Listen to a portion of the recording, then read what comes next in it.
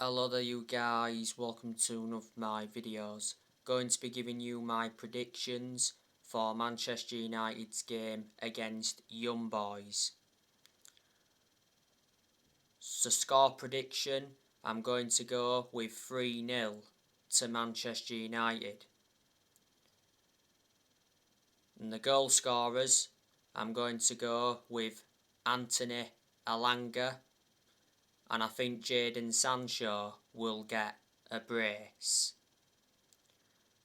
So that is your predictions. On my next video, I'll be giving you my predicted 11 for this game.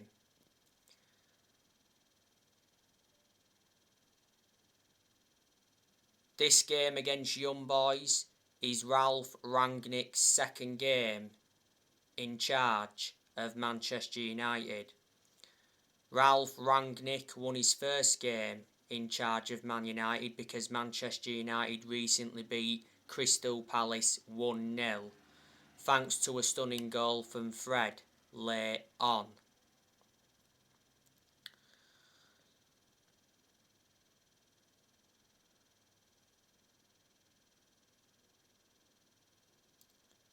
It was a good performance against Crystal Palace.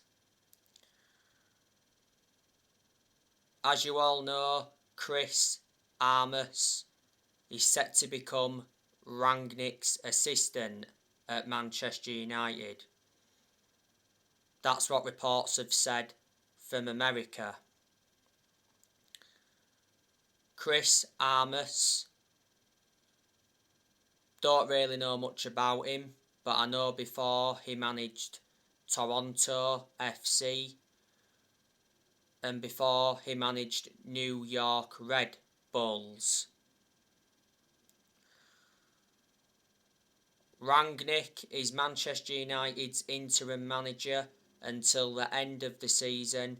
Then after that, Rangnick will continue in a consultancy role for a further 2 years.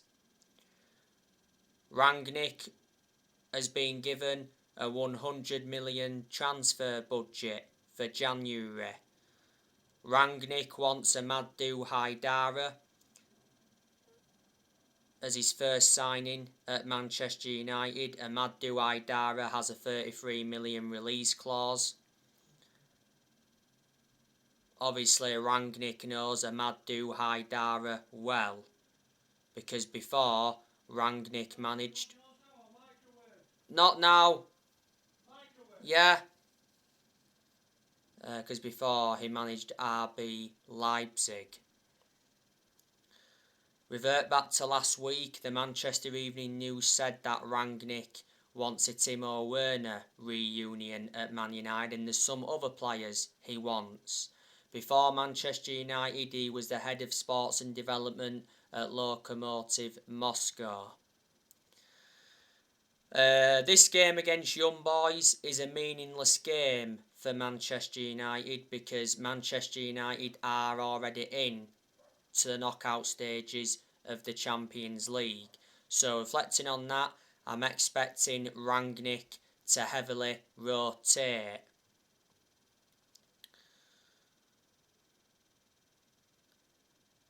Manchester United lost the reverse fixture to Young Boys 2-1.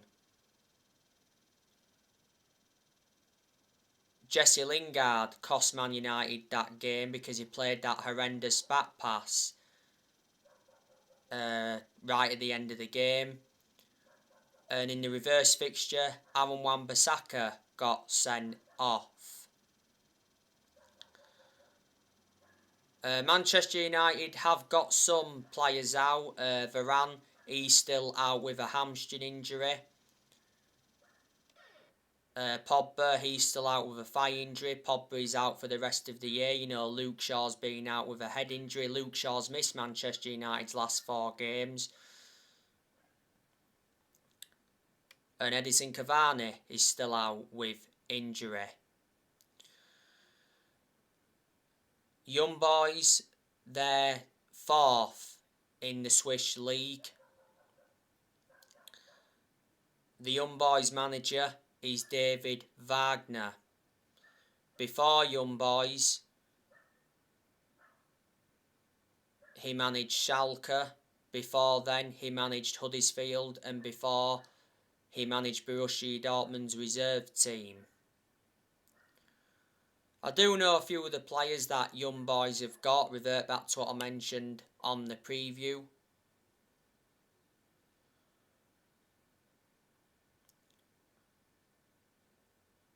Obviously, Young Boys have got a player called fearsome Jordan Siebatcheu. They've also got Nsame. They've got a player called Wilfred Kanga. They've also got Yannick Touré. They've got a player called Christopher Martins.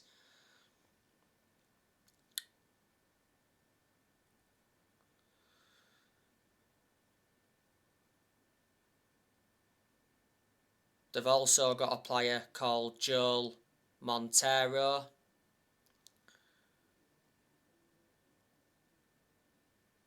They've got a player called Fabian Lustenberger.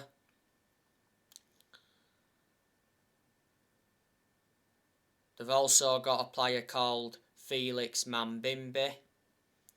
So they are a few of the players that Young Boys have got. By the way, Young Boys have got some injuries. Manchester United's next game in the league is Norwich at the weekend.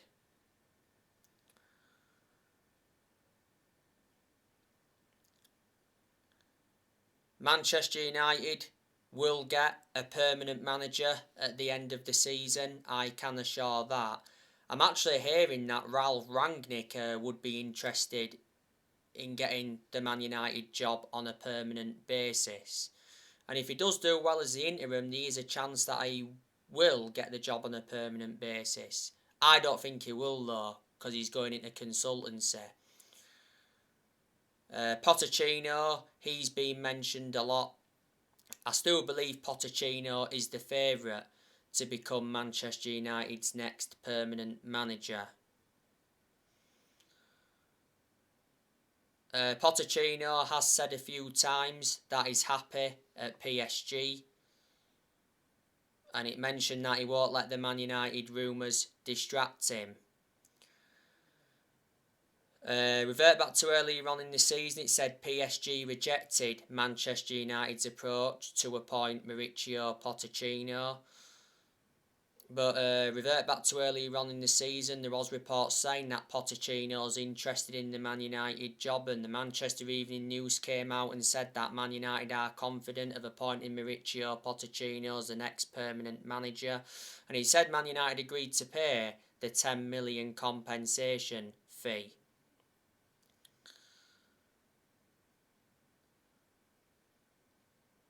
Revert back to when Manchester United sacked Jose Mourinho. Manchester United should have got Pochettino then, but the club decided to go with Solskjaer instead. Pochettino is a good manager, even though he's hardly won anything. I think he has won a French Cup at PSG. He's got a full season left on his PSG contract. He's proven in the Premier League as well as Pochettino, because before he managed Tottenham and before he managed Southampton. Revert back to last week, Roberto Mancini was also mentioned. It said that Man United were considering hiring Roberto Mancini instead of Mauricio Pochettino. Mancini is in charge of Italy at the moment. He's been in charge of Italy since 2018. He's got a contract with Italy until 2026.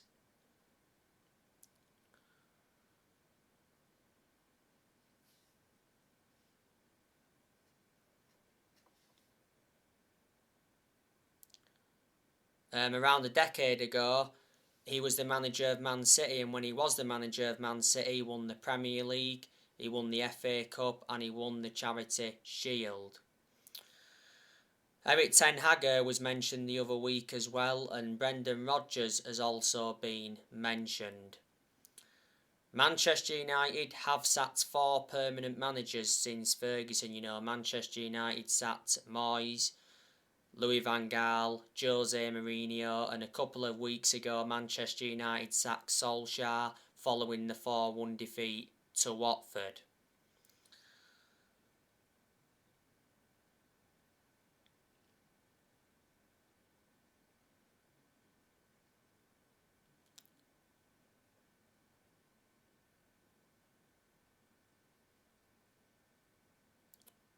Manchester United are going to offload players next year. I think next year Dean Henderson will go out on loan because Dean Henderson doesn't get his opportunities. You know, Henderson's only been in goal for one game so far this season. That was West Ham in the Carabao Cup.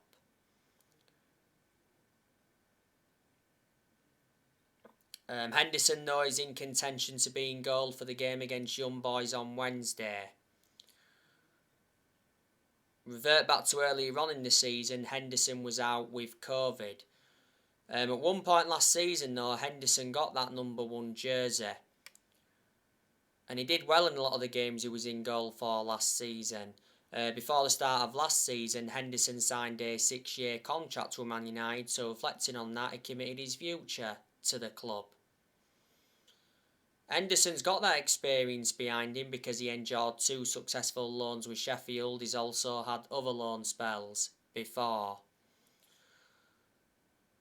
Dalot, he could leave next year. Dalot has played in Manchester United's last 2 games. To his credit, he's been very impressive. You know, Dalot only seems to play when Bissaka's not available. Dalot played against Arsenal because Bissaka was out with a hand injury. I think Dalot will be in contention to play against Young Boys unless, you know, Rangnick decides to go with Bissaka, but I can't see it. Last season, Dalot had a loan spell with AC Milan, and reflecting on that, he gained some experience. Manchester United got Dalot from Porto around 3 years ago now. Man United paid around £19 million for him. Telles. He's Manchester United's second choice left back. Telles has started Man United's last 4 games, obviously because Luke Shaw has been out with a head injury. Telles has been very impressive recently and he is undroppable at the moment. Revert back to what I mentioned on the match reaction for the Man United Crystal Palace game. But Telles, you know, I think he could leave next year because he only plays when Luke Shaw's not available. You know, earlier on this season, Telles was out with injury. The reason Man United brought Telles in was to provide competition for Luke Shaw. Man United got Telles for around 15.4 million with add-ons included.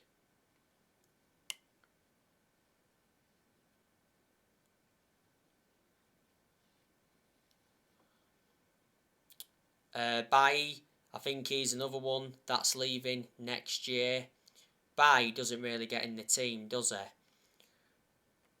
Bailly's made 4 appearances so far this season. The last game he played was Chelsea at Stamford Bridge and he put a very good performance out, but the only reason Bailly played in that game is because Maguire was suspended. I think Bailly will be in contention to play against Young Boys on Wednesday. But Bailly, you know, lost his place in the team a while ago, obviously with the club signing Varane last summer.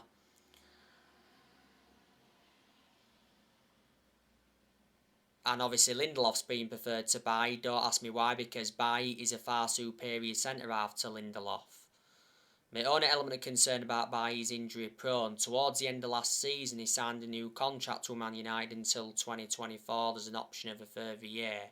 Man United got Bailly from Villarreal back in 2016 for 30 million. So he's been at the club now for around 5.5 years. Phil Jones, he's another one. I think he's also leaving next year. Jones has been on the bench for the last few games, hasn't he? By the way, it has been confirmed that Jones will not be playing any part against Young Boys. At one point, Jones was out with a knee injury for a while. Did you know Jones is the only outfield player that's still with us from the Ferguson era? You know, this season is his 11th season at Man United, so he has been a long-serving player. Pogba, I think he could be leaving next year because revert back to earlier on this season, it said Man United are prepared to sell Paul Pogba in the January transfer window. Pogba's contract at Man United expires next summer. Revert back to the start of the season, Pogba rejected a new Man United contract offer. Pogba's not available at the moment. Revert back to what I mentioned earlier. Pogba's got a thigh injury. He's out for the rest of the year. Pogba got the thigh injury in France training earlier on in the season. He hasn't played for a while. It's a shame really because Pogba is a good player. Not only a good player, he's an imperative player. Revert back towards the start of the season, Pogba did well because he got 7 assists in the league and he produced good performances for Man United in the last couple of months of last season. But at one point last season, he was out with a thigh injury for a while and he has sustained some ankle injuries at Man United.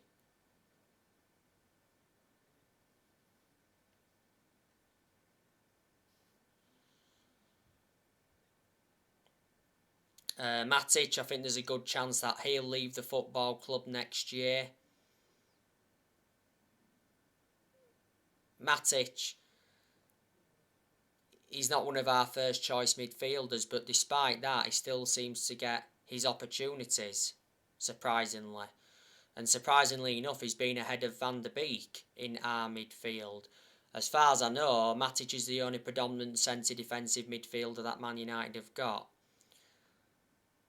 I've always had my reservations about him though, because let's be honest, Matic has always been a static midfielder.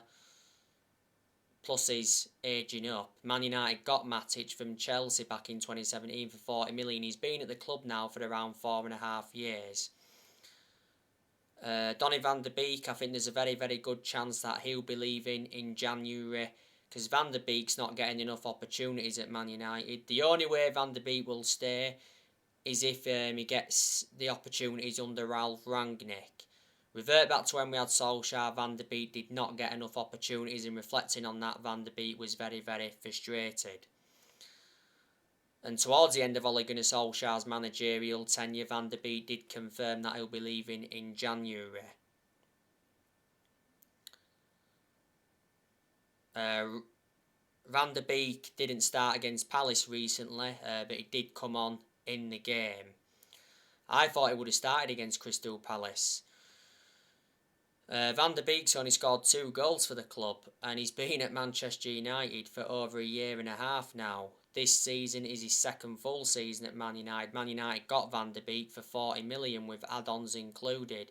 He's got a contract with Man United till 2025. There's an option of a further year and he's versatile. He can play in 3 different roles. Lingard, I definitely think he's leaving next year. I heard not so long ago that Newcastle want Jesse Lingard. Revert back to earlier on in the season, it said West Ham want to re-sign Lingard. Well, at the second half of last season, Lingard endured a 4-month loan spell with West Ham and he made an impact. I heard as well the other week that he wants to go abroad. The BBC said the other week that Jesse Lingard's future at Man United is in doubt after talks over a new contract collapsed.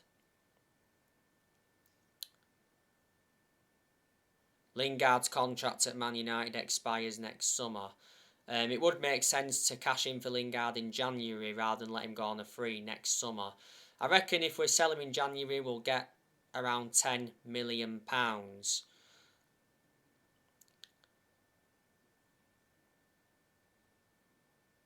Juan Mata, I think he's also leaving the club next year. And I think Martial and Edison Cavani are also leaving the club next year. So, there you go.